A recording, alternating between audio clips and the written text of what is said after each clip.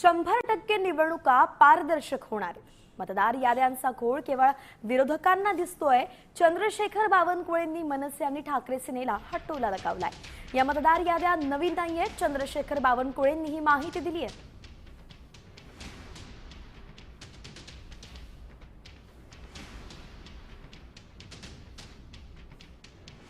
Bharatiya Janata party 1,51,00,000 सदस्य संख्येची party आहे।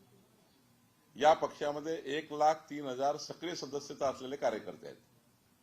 मी सुद्धा सक्रिय सदस्य आहे आणि त्यामुळं या राज्यामध्ये केव्हाही निवडणुका लागल्या तरी भारतीय जनता पक्ष हा निवडणुकीला समोर जायला तयार आहे आणि महायुती ही सुद्धा तयार आहे। आणि त्यामुळं मला असं वाटतं की कुठलाही निवडणूक किती दिवसाची येऊ द्या, भारतीय जनता पार्टी प्रचंड बहुमताने जिंकेल।